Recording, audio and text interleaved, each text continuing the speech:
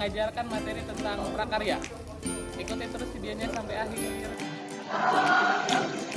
Di pertemuan sebelumnya kita membahas tentang bagaimana cara pengolahan limbah yang baik. Metodenya itu ada sanitasi atau sanitary landfill. Baik, nah ini videonya anak-anak. Silahkan kalian cermati proses pengolahan sampah secara sanitasi atau sanitary landfill. Silahkan.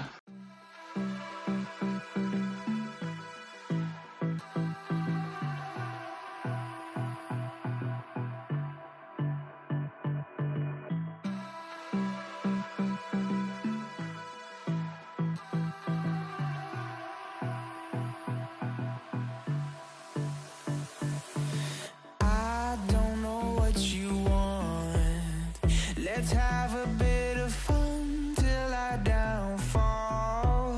My love, if you feel like I do right now, don't say you're on the run to the other side, my love. Yang selanjutnya ada pengolahan melalui pembakaran. Ini videonya. Kalian juga silahkan perhatikan.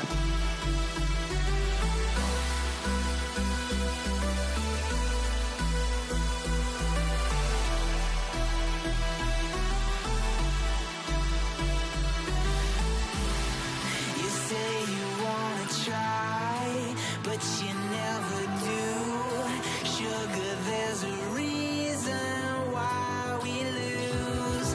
You say you wanna cry, but you never do. Sugar, there's a reason why we lose. Dan yang ketiga ada pengolahan atau dengan cara penghancuran atau pulverization. Silahkan kalian simak videonya dengan baik biar kalian nanti bisa paham proses pengolahan limbah.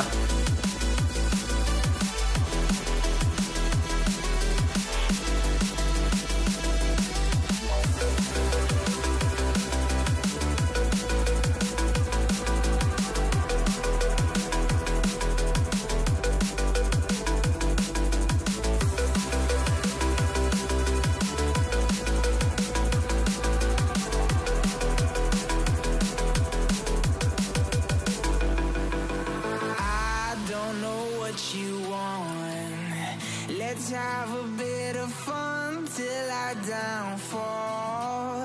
My love, if you feel like I do right now, don't say you're on the run to the other side, my love. You say you wanna try, but you never do. Sugar, there's a reason why we lose. Kalau kalian sudah paham, kita akan lanjutkan ke materi selanjutnya. Silahkan simak dengan baik-baik. Kita masih di KD yang sama 3.3 dan 4.3 tentang limbah, pengolahan limbah keras. Selanjutnya masuk ke materi, ini bagian materi ketiga.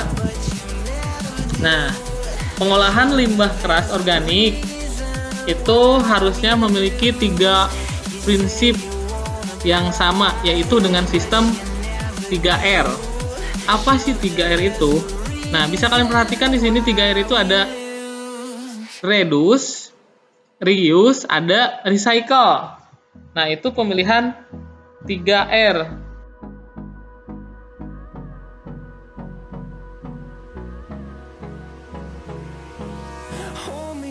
Till I get up, time is barely on our side.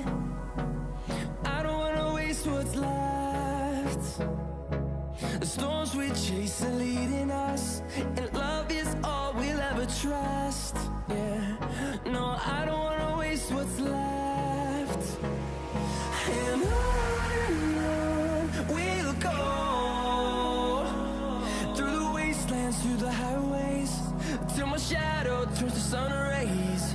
And on we'll go. Reuse artinya penggunaan kembali. Kegiatan menggunakan kembali material atau bahan yang masih layak pakai.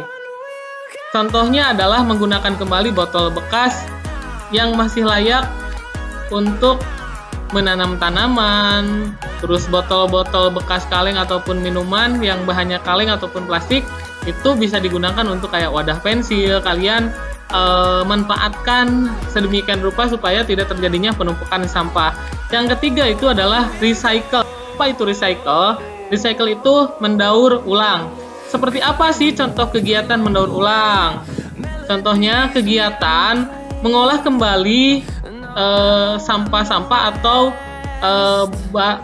barang yang sudah tidak digunakan menjadi memiliki fungsi lagi. Apakah fungsinya bisa digunakan untuk hiasan ataupun bisa digunakan untuk penyimpanan barang.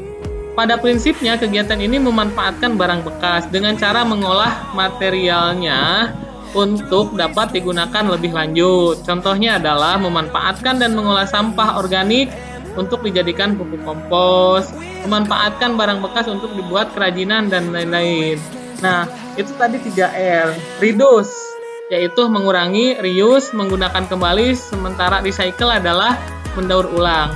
Jadi silahkan kalian mulai sekarang gimana caranya kalian bisa mengurangi, menggunakan kembali dan mendaur ulang sampah-sampah atau limbah-limbah yang memang masih bisa dimanfaatkan dengan baik.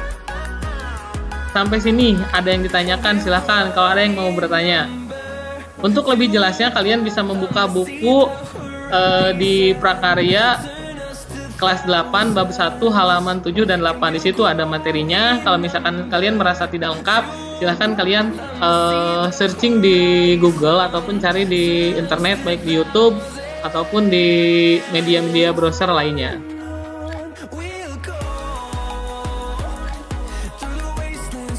Nah, ini penggunaan bahan limbah keras untuk dirancang menjadi sebuah produk kerajinan tidaklah semudah kita berbicara. Memerlukan daya imajinasi, kreativitas, terus motivasi yang besar dalam proses kreatif dan mengatasi masalah yang ada di lingkungan kalian. Jadi tidak semudah membalikan telapak tangan. Kita perlu kemauan, perlu usaha, juga perlu inovasi ataupun ide kreatif untuk melakukan daur ulang atau recycle dari bahan-bahan limbah tadi. Proses kreatif itu akan ditemukan saat seseorang telah memperoleh daya serap, imajinasi melalui pengetahuan terhadap materi bahan, alat, dan proses yang akan ditekuninya. Jadi semua itu saling mendukung. Kalian tidak bisa misalkan hanya melihat sampah langsung dibikin tanpa dipikirkan dulu mau dibuat seperti apa.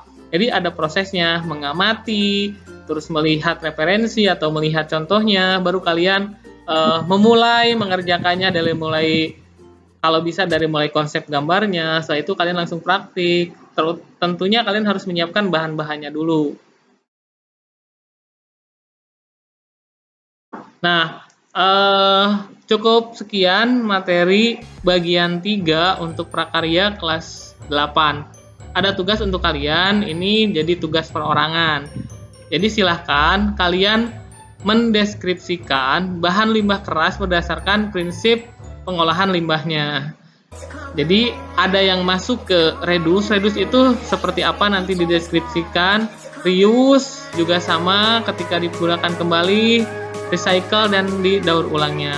Kalau misalkan kalian belum paham baik tentang materinya atau tentang tugasnya, kalian boleh berkomentar di kolom komentar, atau juga kalian boleh untuk yang SMPN 1 Parigi menggunakan voice note di WhatsApp ataupun di Telegram. Baik anak-anak, terima kasih atas perhatiannya. Semoga ilmunya bermanfaat dan mudah diserap oleh kalian, serta semoga kalian bisa menjaga kesehatan, olahraga selalu, dan ingat 3M.